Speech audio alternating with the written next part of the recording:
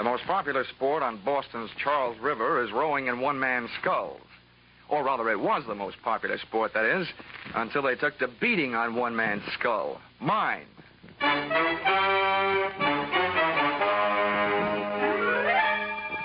This is another in the adventures of America's fabulous freelance insurance investigator, Johnny Dollar. At insurance investigation, Johnny Dollar is only an expert. At making out his expense account, he's an absolute genius.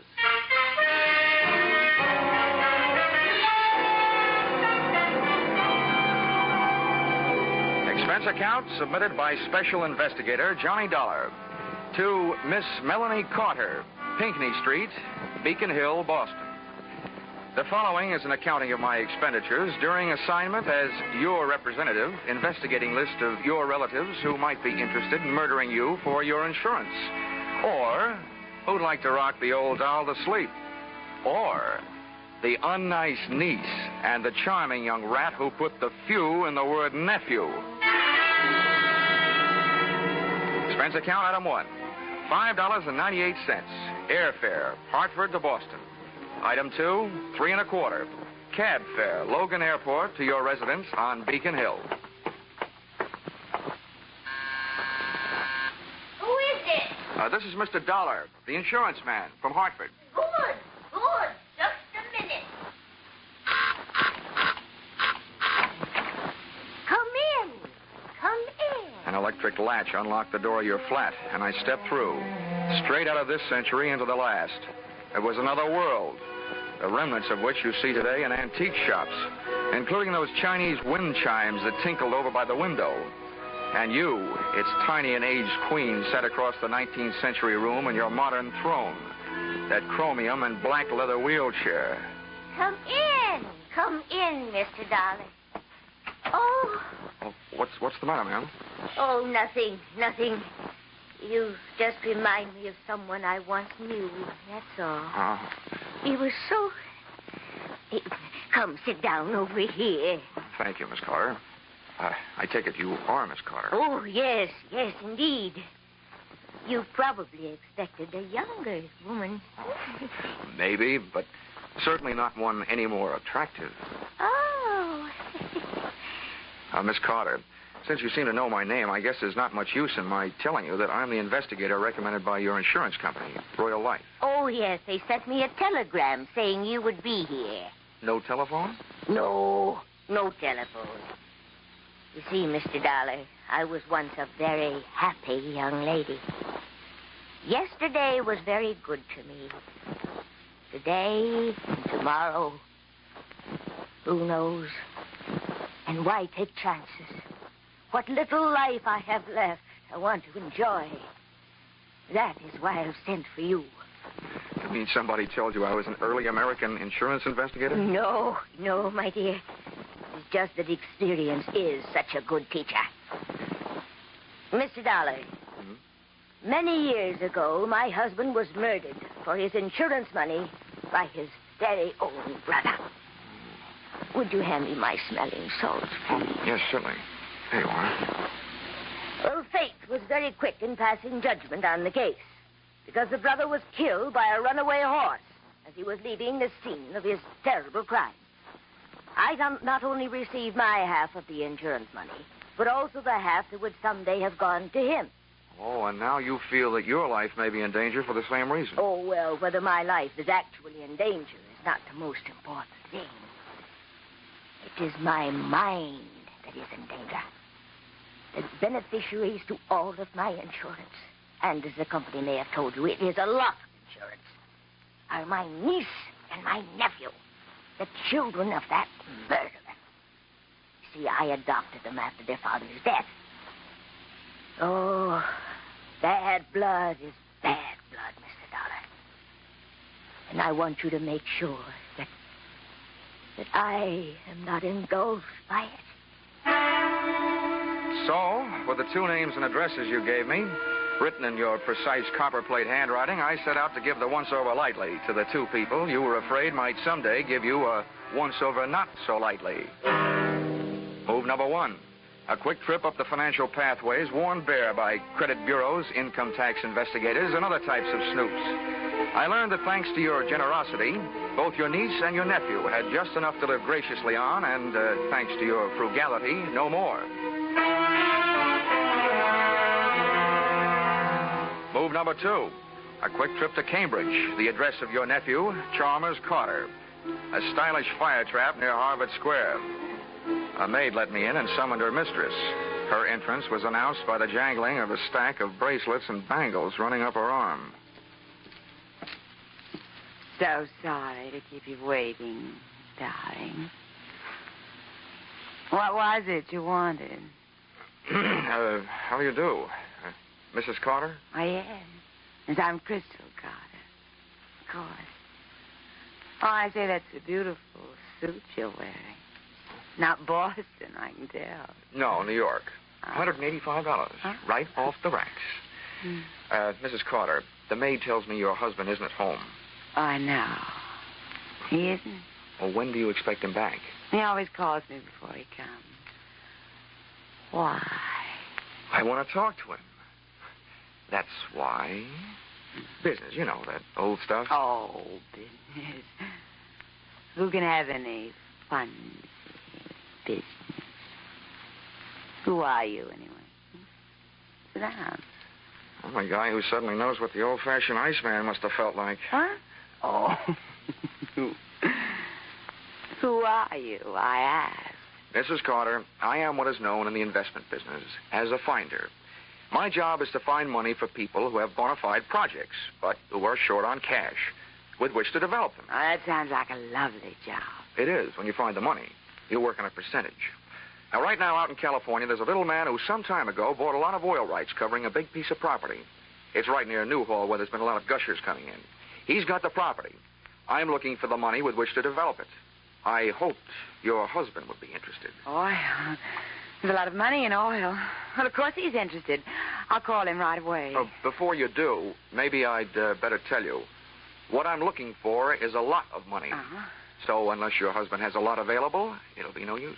Well, he can get it. I'm sure he can get it. He's often told me all I needed was one big chance. Maybe this is it. I know where to reach him on the phone. Where can he reach you? The chance to make a lot of quick money melted the love light right out of Crystal Carter's eyes. And if anything, the money look that replaced it was even wilder. She moved fast. By the time I got back to my hotel, there was a message there telling me where I could find her husband, Chalmers. And her directions took me back into a taxi, back across the Charles River, and move number 3 to the Bayshore Trotting Club, a fancy little track where millionaires who like the smell of stables see how fast they can make horses trot. Chalmers Carter was up there among the rest, in spirit if not in prosperity, sitting in the low flat grandstand watching the afternoon workouts, knowingly holding a stopwatch in his hand and keeping one eye on a blaze-faced filly who was kicking up the dust in the racing oval, and one ear on me. And as you may or may not know, Mr. Carter, the best thing about an oil investment, the first 27% of your income from it is tax-free. What? Say that again. That's right. The first 27%, tax-free. Dollar, just how much money do you need? About 120,000 should do it. 120,000, huh? All right, I'll see what I can do about it. What did you say about 120,000, Carter?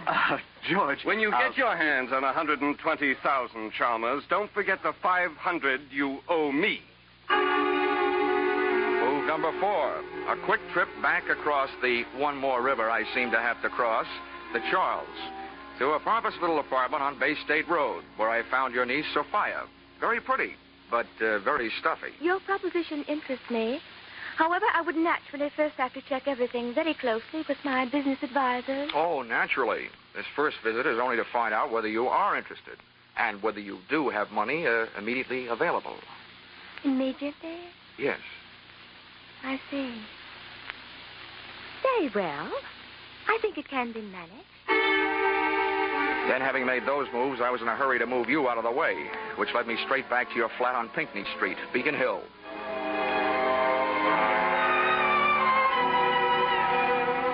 And there, once again, I bumped into what I've learned to expect in my racket, the unexpected. Your apartment door was slightly open. Your wheelchair was empty.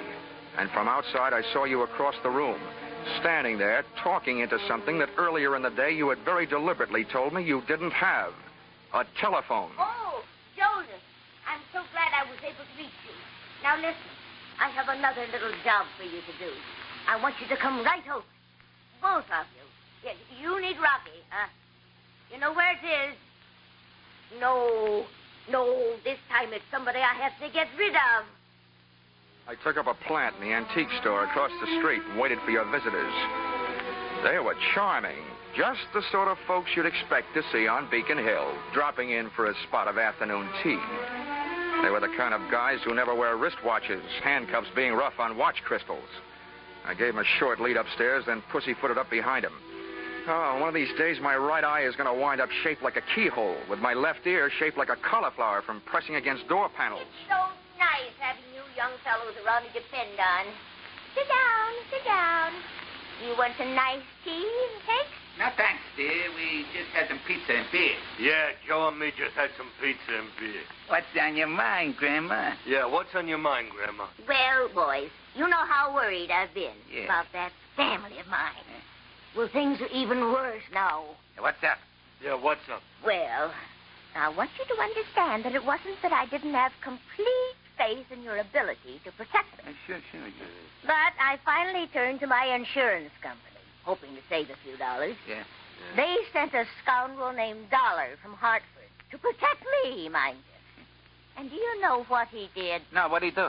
No, what did he do? Well, just to make sure of this Dollar fellow, I called a private detective and had him followed when he left here. Yeah, good. And that detective told me that Dollar went to Sophia and my nephew Chalmers and is trying to entice them to kill me for my insurance money so they can buy some phony oil stock he's trying to sell them. Huh? That guy sounds like a big operator. Yeah, that guy sounds like a big operator. Well, whatever he is, I want that young man out of the way. Grandma, dear, you don't really mean out of the way. That's exactly what I mean. Joseph, I see something I don't like very much. What is it? Some shadows moving around under the edge of the front door. Well, what are we waiting for? Yeah. Come here, you. I wasn't a match for one of those guys, let alone two. And Rocky, Big Sir Echo, not only repeated everything Joe said, he repeated everything Joe did. Take this. Oh. Yeah, take this. Oh. That's good. That's very good. Now, that's him. That's Dollar. You hold him. Hold him. Don't let him get away. Mr. Dollar, unless you're in a big hurry to get measured for a cement suit, don't start no funny business. Don't worry. I feel about as funny as a funeral. My own. Well, I hope you've learned your lesson. Although, don't you think for a minute it's all over. This'll teach you honesty is the best policy, and cheaters never prosper. Take it easy, Grandma, dear. This boy will not ever bother you again. Come on, Buster. Yeah. Come on, Buster. Yeah. Go on, Buster.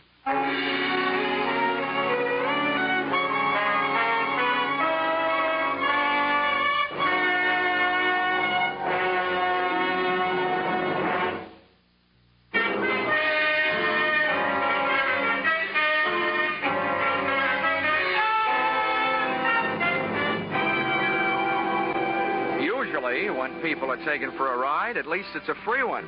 However, Joseph and his friend Rocky didn't feel that way. So, expense account, item 3, $1.20, cab fare, up Tremont Street toward Boston's South End. The three of us sat packed in the back of the taxi with me in the middle. And just as we passed King's Chapel burying ground, Rocky and Joseph suddenly felt the urge to be alone with me. Hey, driver, crank up your window. We wish to be in private. As it happens, I can't. The crank fell off. Yeah, you and your lousy cab. Yeah, you and your lousy kid. Well, step on it.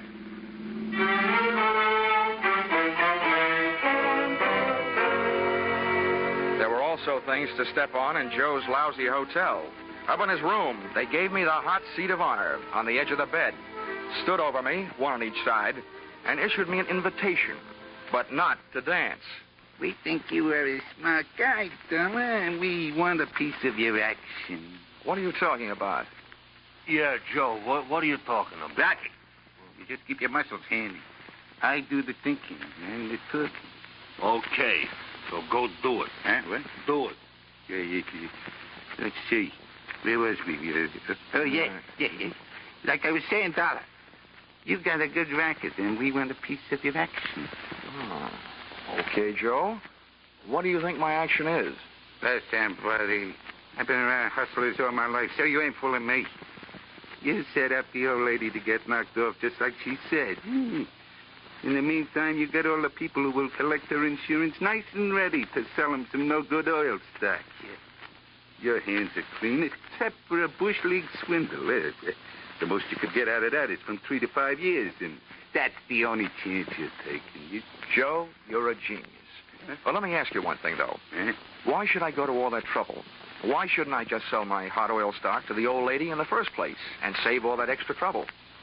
Huh? That's where guys like you are smarter than guys like me. You got your reasons. You ain't kidding nobody. Huh? We like the way you operate. And we want in. I guess I've found myself a pair of partners. Good. Shake. Yeah, shake. No, one at a time. Joe? Rocky? Oh, I'm sorry. This is great. You know, Rocky and me have been taking Grandma for a few bucks now and then, protecting her from them squares she'd say that. But I never thought it would turn into anything as big as this. Just out of curiosity, how'd you guys meet Grandma in the first place? We was doing a little social break in the net one night, and it turned out to be her house, yeah? She got the drop on us. We seen her there in her wheelchair, pushed her into the bedroom, and went to work. Yeah, went to work. And the next thing we know, she's standing there pointing an old shotgun at us. What? You creeped up. It's no shotgun. What? What are you? It's a very hysterical musket. Oh. Stupid. Yeah, she told me. Let's see, where was we? Anyway, that's how we met her. She made us a deal. She wouldn't call the cops if we'd done her a turn. Besides, she paid us for it. We ought to have a bottle set up, yeah? What for? Well, all we got to do is wait till the nephew or the niece knock off their ante. So why not have a drink while we're waiting? Oh, whoa, now hold everything. That's not the way to do it. How come? Yeah, how come? Now, look, if we sit here, we blow a big chance. The chance to get rid of whoever murders the old doll. We see who do it. We turn them in. They're out of the way, and the insurance money goes to the other one. Then I go to work on them.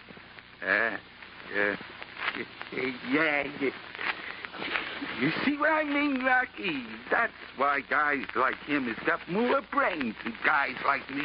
Yeah, more brains than guys like me, too. And spades. Okay, Donna, what do we do?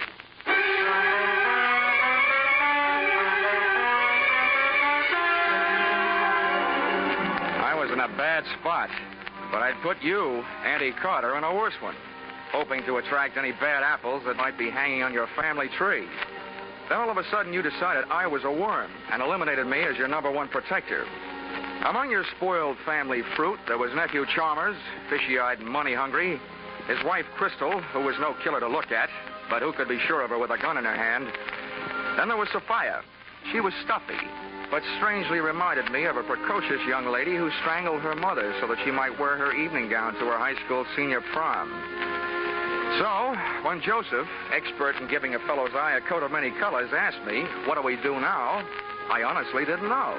The best answer I could come up with was get back to where we could keep an eye on your address on Pinckney Street. But when we got there, Pinckney Street was blocked off by blue uniforms, and reinforcements were still arriving. Hey, what's going on? Yeah, what's going on? Well, you can be sure of one thing. This ain't the policeman's ball. Look, how well do you guys know to the Boston police? Some of their best quizmasters have failed to make us talk. Yeah, they failed to make us talk. Okay, you better let me go ahead. Not too far ahead. Don't worry. Hey, look, Joseph, the cops are coming down out of her house. Oh. What do you mean now? Looks like the job is all done. Yeah, I'd better get up the hill and find out for sure. Don't forget, partner, we're watching. Don't worry. Keep moving, folks, with it. Just keep moving, mister. Hey, officer. What? Officer. Yeah? I'm Dollar of the Boston Globe. What's going on? Am I going to make the front page? Yeah, you might. Well, what's it all about? Some dame, a friend of the commissioner's, called for protection. Oh, I thought it was a murder. It is.